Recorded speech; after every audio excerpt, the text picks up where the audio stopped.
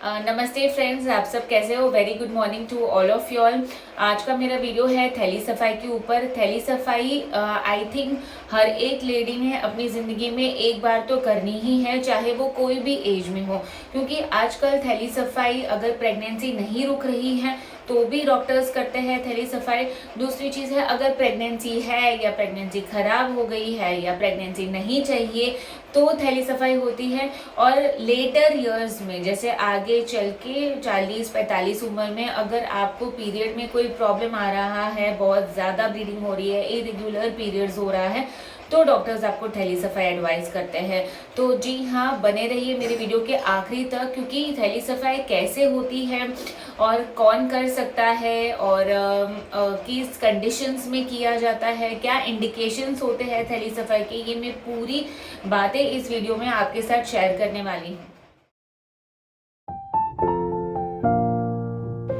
थैली सफाई जो है ये प्रोसीजर हम कब करते हैं? पहली चीज़ तो, अगर आपको प्रेगनेंसी नहीं रुक रही है, अगर आप इनफर्टिलिटी हो और आपकी सोनोग्राफी पे अंदर कोई पॉलिप बताया है, कोई सेप्टम बताई है या कोई पर्दा बताया है, तो ऐसे केस में हम हिस्ट्रोस्कोपी के साथ डीएनसी भी करते हैं। या आपको पास्ट हिस्ट्री में कोई ट्यूबरक्लोसिस का हो, तो ट्यूबरक्लोसिस है कि नहीं ये जानने के लिए भी थैली सफाई का जो अंदर का मटेरियल होता है वो टेस्टिंग को भेजते हैं, तो हमको पता चलता है कि भाई थैली में कोई टीबी की बीमारी तो नहीं है। तो इनफर्टिलिटी, अगर आपको प्रेगनेंसी नहीं रुक रही है तो शायद आपके डॉक्टर आपको हिस्ट्रोस्कोपी विथ डीएनसी यानी एक दूरबीन का जांच, थैली दूरबीन का जांच करने को बोलेंगे, या जो सिर्फ थैली के अंदर की सिचुएशन हमको बताएगा, और साथ साथ में थैली सफाई भी आपको एडवाइस कर सकते हैं। दूसरी चीज़ है कि अगर आप प्रेग्नेंट हो, आपकी प्रेगनेंसी मिस हो गई है, यानी आपको सोनोग्राफी पे मिस्ड अबॉर्शन बताया हुआ है, तो ऐसे केस में डॉक्टर आपको थैली सफाई करने को बोलेंगे। या फिर आपको प्रेगनेंसी नहीं चाहिए, अनवांटेड प्रेगनेंसी है, तो आपको थैली सफाई को बोलेंगे। अगर आपने प्रेगनेंसी गिराने के लिए कोई गोली खाई है लेकिन आपको ब्लीडिंग बहुत ज़्यादा जा रहा है, या आपकी ब्लीडिंग रुक नहीं रही है, तो ऐसे केस में आपकी थैली पूरी तरह से साफ़ नहीं हुई है, इसीलिए आपको डॉक्टर थैली सफाई की एडवाइस देंगे। या फिर आपको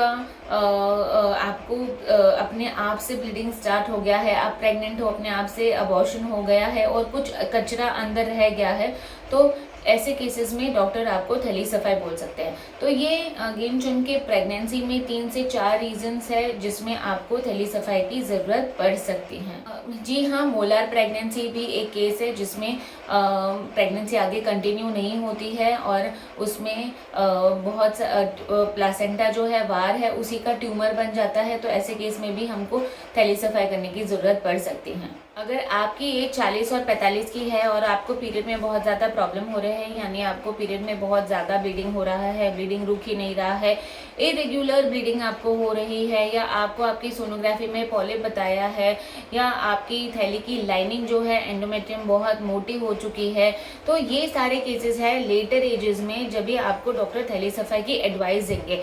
इसमें थैली सफाई करके ट्रीटमेंट भी हो सकता है और डायग्नोसिस भी मिल सकता है। ऐसे केसेस में थैली सफाई करके जो अंदर के मटेरियल होता है, जो एंडोमेट्रियल लाइनिंग होती है, जो थैली का लाइनिंग होता है, उसको हम टेस्टिंग को देते हैं और डायग्नोसिस डेवलप करने की कोशिश करते हैं कि क्यों ऐसा हो रहा है उनको, तो ये टेस्टिंग को देके उसके रिपोर्ट के बेसिस पे आगे की ट्रीटमेंट करते हैं। डायलिटेशन एंड क्यूरेटाज यानी थैली सफाई है, ये एक कोई सर्जरी नहीं है, ये बिल्कुल छोटा प्रोसीजर होता है। इसमें सुबह से शाम का ही आपको हॉस्पिटल स्टे रहता है। सुबह आपको सपोज 10 बजे भूखे पेट, 6 घंटा भूखे पेट होके डॉक्टर आपको एडमिट होने को बोलते हैं और थैली सफाई 10 से 15 मिनट में हो जाती है।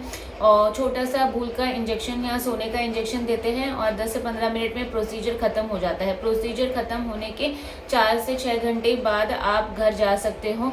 डॉक्टर आपको घर भेज देते हैं, यानी सुबह एडमिट होके शाम तक आप डिस्चार्ज जा सकते हो।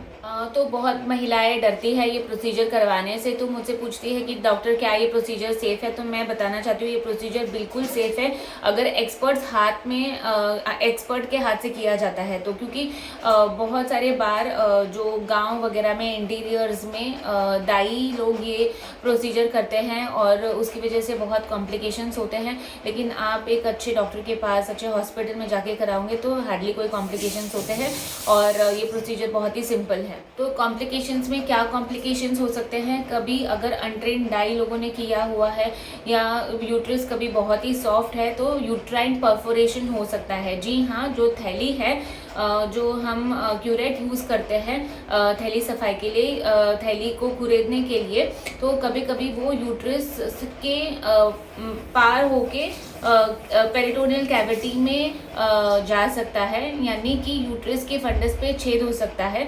इसको हम यूट्राइन परफोरेशन बोलते हैं। कभी कभी अगर ये छेद बहुत ही छोटा होता है तो ये अपने आप से बॉडी में हील हो जाता है। हमको सिर्फ पेशेंट को मॉनिटरिंग करना है, ब्लड प्रेशर के लिए देखना है कि कहीं ब्लड प्रेशर लो होकर ब्लीडिंग ज़्यादा तो नहीं हो रहा है।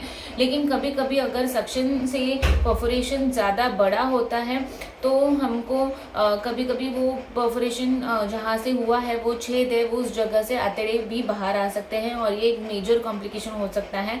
तो लेकिन ये अगर एक्सपर्ट्स हाथ में, ये कॉम्प्लिकेशंस बहुत ही माइनर होते हैं और ये बिल्कुल ना के बराबर होते हैं। है कि अगर बार बार थैली सफाई करवाते हैं, कोई लेडीज़ लोग कोई गर्भ निरोधक यूज़ नहीं करते हैं और हर महीने थैली सफाई के लिए आ जाते हैं, तो ऐसी लेडीज़ को मैं बताना चाहती हूँ कि अगर आप बार बार थैली सफाई करवाते हो तो आगे की प्रेगनेंसी में आपको सर्वाइकल इनकॉम्पिटेंस का प्रॉब्लम रह सकता है। यानी अगर बार बार थैली सफाई के बाद आपको एक अच्छी डिलीवरी प्लान करनी है तो कभी कभी आपकी डिलीवरी प्री टर्म हो सकती है। सर्वाइकल इनकॉम्पिटेंस की वजह से आपकी डिलीवरी थोड़ी सी या प्री टर्म जल्दी हो सकती है। तो ये बार बार थैली सफाई कराना अच्छी बात नहीं होती है और आपको अवॉइड करना चाहिए। बार बार थैली को कुरेदने से भी थैली की जो दीवारें होती है वो एक दूसरे से चिपक सकती है और ये एस्ट्रोमैन सिंड्रोम बन सकता है और आगे चल के प्रेगनेंसी में भी प्रॉब्लम बना सकता है। और last but not the least, infection के चांसेस बहुत ज़्यादा रहते हैं। अगर आपने ठीक से, डॉक्टर जो आपको प्रोसीजर के बाद घर पे डिस्चार्ज के समय पे 5 दिन के एंटीबायोटिक का कोर्स देते हैं, अगर आपने ये एंटीबायोटिक का कोर्स ठीक से नहीं लिया है तो आपको बहुत वाइड डिस्चार्ज जाने की पॉसिबिलिटी है। यानी कि इंटरनली आपको इन्फेक्शन बन सकता है, इन्फेक्शन बढ़ सकता है अगर आपने ठीक से एंटीबायोटिक नहीं खाया है। तो थैली सफाई हो जाती है तो आपको अगले दिन से आप अपना रूटीन कामकाज कर सकते हो। आप हार्डली 1 वीक का रेस्ट ले सकते हो, पर रूटीन घर का काम तो कर ही सकते हो और वर्क पे आप 1 वीक के बाद तुरंत जा सकते हो। तो आपको मेरा ये वीडियो कैसा लगा? आपको अगर मेरी वीडियो से जानकारी मिली है तो आप अपने फ्रेंड्स के साथ मेरा ये वीडियो शेयर कीजिए और अब आपको कोई भी क्वेश्चन रहेगा तो मुझे नीचे कमेंट्स में पूछिए। और अगर आपने मेरे चैनल को अब तक सब्सक्राइब नहीं किया तो मेरे चैनल को सब्सक्राइब कर दीजिए ताकि मैं ऐसे ही बहुत इन्फॉर्मेटिव वीडियोज़ आप लोगों के लिए लेके आऊँ। Thank you.